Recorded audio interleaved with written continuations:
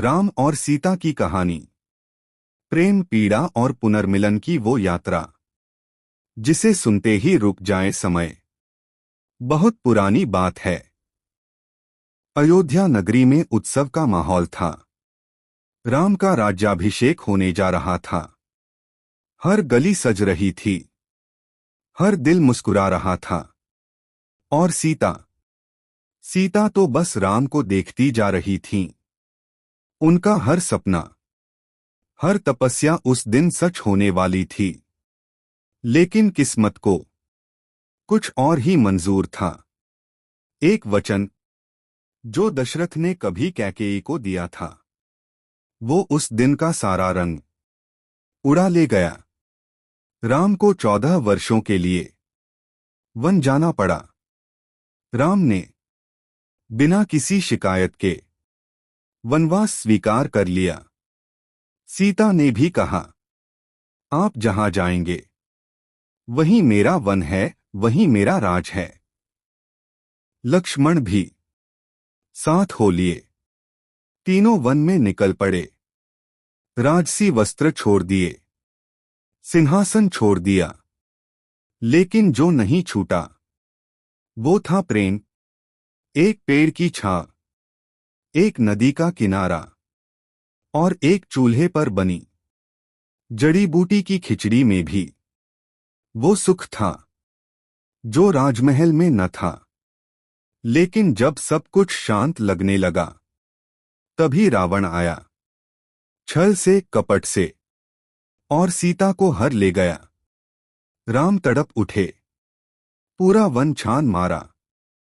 हर पक्षी, हर वृक्ष से पूछा, मेरी सीता कहाँ है? और फिर मिले हनुमान, जो राम के दूत बने, और एक दिन सीता तक पहुंचे। जब सीता को राम की दी हुई अंगूठी दिखाई, तो सीता की आंखें छलक उठीं।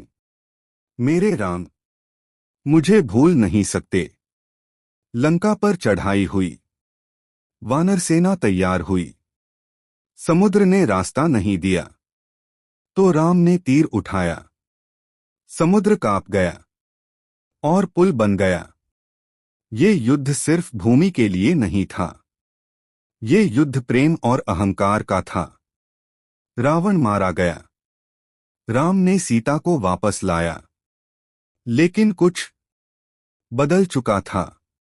समाज की निगाहें सवालों के कांटे लेकर खड़ी थीं। और राम, वो सिर्फ पति नहीं थे, अब वो राजा थे। सीता को अग्नि परीक्षा से गुजरना पड़ा। अग्निदेव ने उन्हें वापस राम को सौंपा। यह नारी पवित्र है, इससे उज्ज्वल कुछ नहीं। राज्याभिषेक हुआ। राम राजा बने। अयोध्या में फिर से रौनक लौट आई। लेकिन राम और सीता के दिल में एक दरार बन गई थी, जो दिखती नहीं थी, पर गहराई तक उतर गई थी। समय बीता। एक दिन जनता के बीच आवाज उठी, राजा की पत्नी लंका में रही, क्या वह पवित्र हैं? राम जानते थे सीता निर्दोष हैं, लेकिन उन्हें राजधर्म निभाना था। उन्होंने सीता से कहा, मुझे तुम्हें त्यागना होगा। सीता कुछ नहीं बोली, सिर्फ राम की आंखों में देखा और चल दी। उस समय वो गर्भवती थीं, अकेली वन में। पर विधाता को उन पर दया आई। महर्षि वाल्मीकि के आश्रम में उन्हें शरण मिली।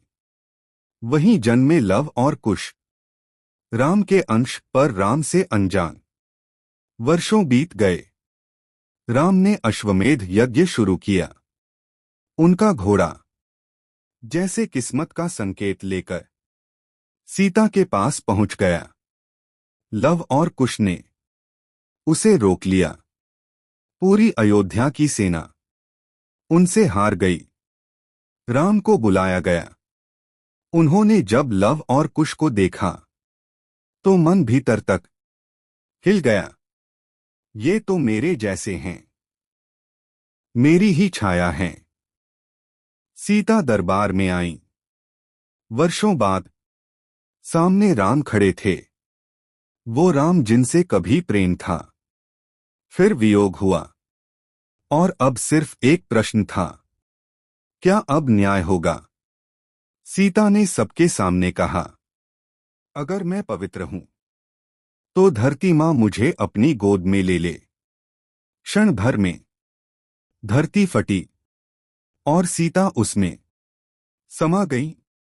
राम की चीख गूंज उठी, सीते। लेकिन अब कुछ नहीं बचा था।